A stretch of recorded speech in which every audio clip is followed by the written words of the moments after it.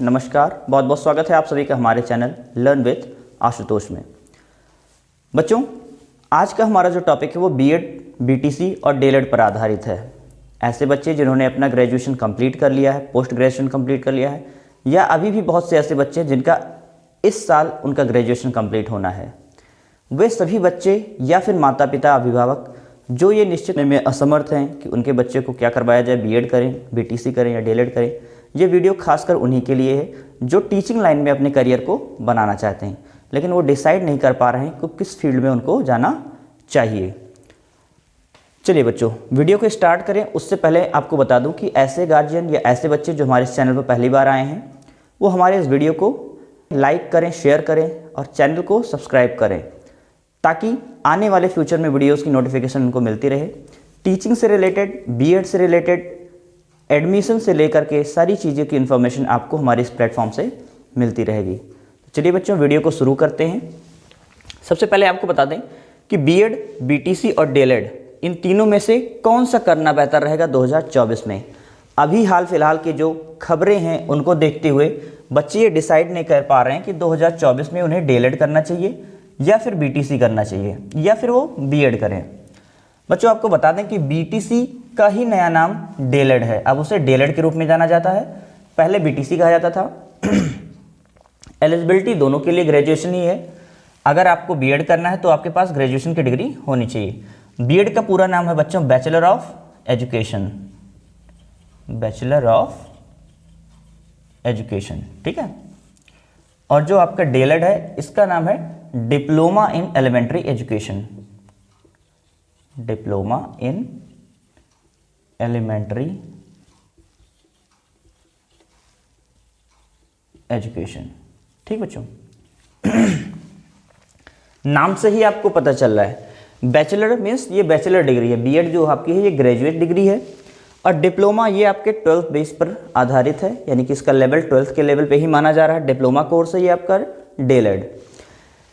DElEd में पिछले दिनों में कुछ खबर निकल के आ रही थी, उसके हिसाब से अभी यही है कि डीएलएड वाले केवल पीआरटी की ही भर्ती देख सकते हैं। पीआरटी की भर्ती मीन्स केवल प्राइमरी की, ये केवल प्राइमरी की जॉब्स के लिए अप्लाई कर सकते हैं। प्राइमरी होता है आपका 1st to 5th के लिए। और जो बैचलर डिग्री है इनके पास कई ऑप्शंस हैं, इनके पास 3 ऑप्शन है बेसिकली। वैसे तो देखा जाए तो उसके अलावा 3 से 6 ऑप्शन बनते हैं, लेकिन जो मेन है वो क्या है, 3 बनते हैं। एक तो आपका बनता है 6 to 8, दूसरा बनता है आपका 9 to 10th और थर्ड बनता है आपका 11 to 12th। 9 to 12th जो होता है 9 to 10th ये आपका टीजीटी बोलते हैं इसको, और 11 to 12th ये आपके पीजीटी के होते हैं। 6 to 8 ये आपकी अपर प्राइमरी कहलाती है, अपर प्राइमरी।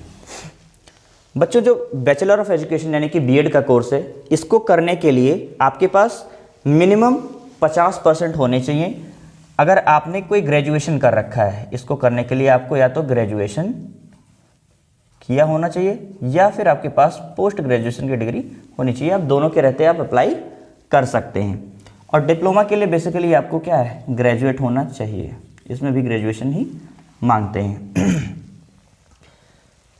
कोर्स के ड्यूरेशन की बात करें तो बीएड और डीएलएड इन दोनों का जो ड्यूरेशन है वो 2 ईयर्स है, यानी कि 2 साल का कोर्स। यही बीएड भी है आपका और डीएलएड भी आपकी क्या है, ये भी आपका 2 ईयर का कोर्स है।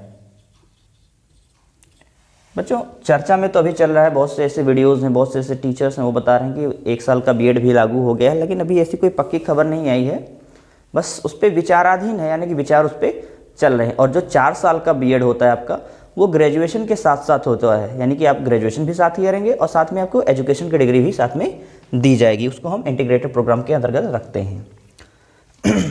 इसमें आपके जो 3 ऑप्शन बनते हैं, पहला 6 to 8 ये आपका अपर प्राइमरी के लिए होता है, 9 to 10th ये आपका टीजीटी बोलते हैं इनको, और 11 12th ये पीजीटी होते हैं।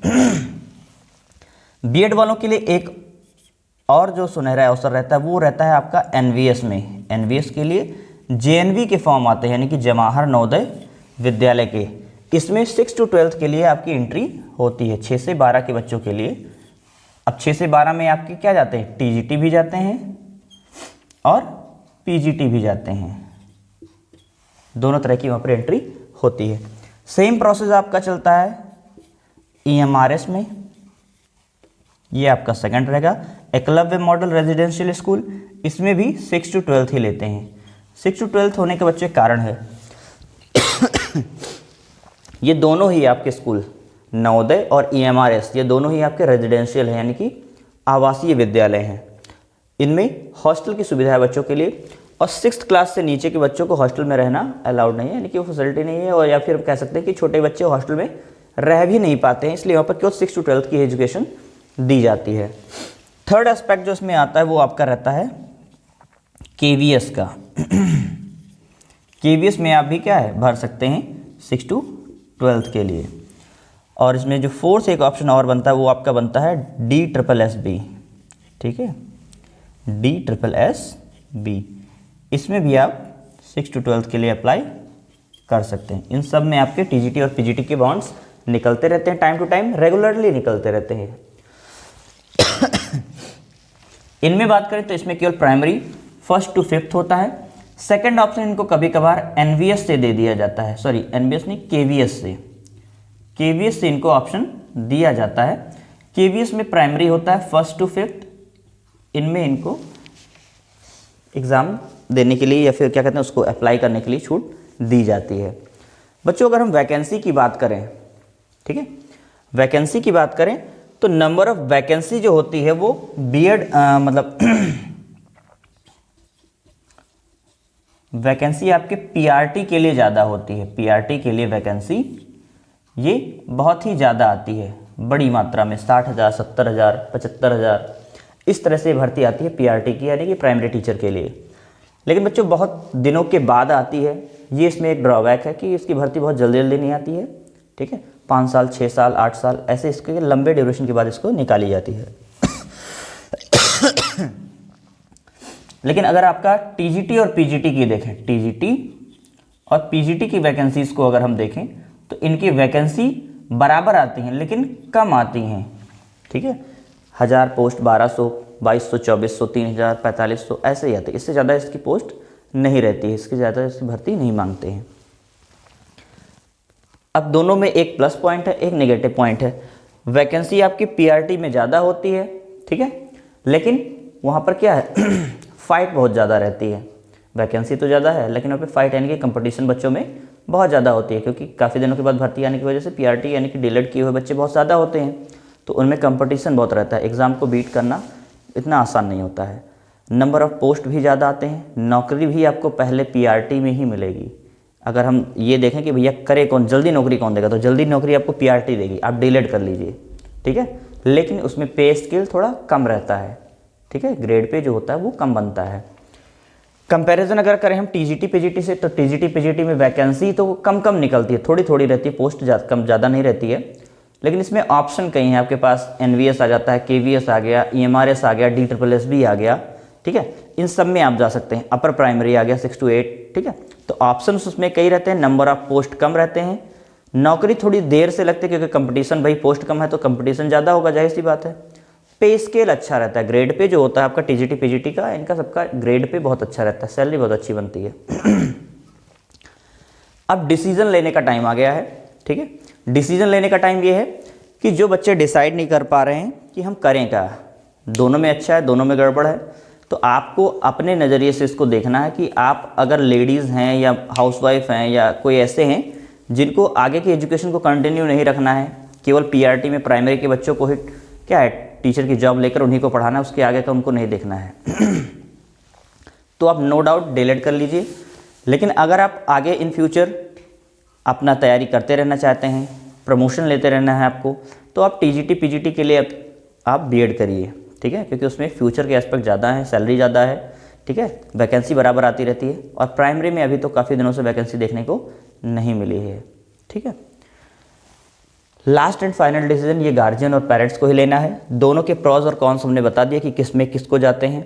इनमें अगर आप B.Ed करते हैं तो आपको इतने ऑप्शन मिलते हैं, NVS है, EMRS है, KVS है, DSSSB है, ठीक है, अपर प्राइमरी है, आपके इतने ऑप्शन आपको मिल जाते हैं अगर आप B.Ed करते हैं। और सबसे लास्ट ऑप्शन जिस पे सभी के जीवन के आधार टिके हुए हैं, अगर आप किसी प्राइवेट इंस्टीट्यूशन में या फिर किसी या प्राइवेट स्कूल में भी पढ़ाना चाहेंगे तो वो लोग भी बीएड वालों को ही प्रेफर करते हैं। जितने भी अच्छे प्राइवेट स्कूल्स हैं वो बीएड डिग्री वालों को ही क्या करते हैं, प्रेफर करते हैं कि आप पढ़ाइए। डीएलएड वालों को वो ज़्यादा पसंद नहीं करते हैं। तो अगर ये रियल बात माने तो बीएड करिए, लेकिन अगर आप नंबर ऑफ़ पोस्ट ज़्यादा चाहिए, आगे हमको बहुत ज़्यादा पढ़ना नहीं है, हमको बस प्राइमरी लेवल तक ही रहना है, अगर आपका बिल्कुल मोटो क्लियर है तो फिर उसमें सोचने वाली कोई बात ही नहीं है, आप बिल्कुल डीएलएड करिए। आज का सेशन बच्चों यहीं तक है। वीडियो अगर हमारा आपको पसंद आया तो वीडियो को लाइक करिए, शेयर करिए।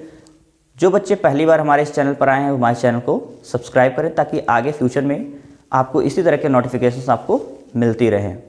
बच्चों मिलते हैं अगले सेशन में, और अगले सेशन में आपके लिए हम 2 वीडियोज़ और लेकर आएंगे। एक वीडियो में हम डिस्कशन करेंगे कि किस तरह के कॉलेज आपको लेने चाहिए। आप गवर्नमेंट कॉलेज चूज़ करेंगे बीएड करने के लिए, या आप डीएलएड करने के लिए, या फिर प्राइवेट, किस कॉलेज में जाएं, इसके लिए हम एक डिस्कशन अलग से रखेंगे।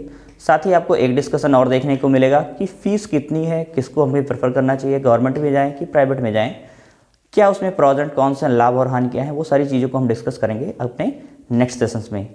बच्चों मिलते हैं नेक्स्ट सेशन में, तब तक के लिए बेस्ट ऑफ लक।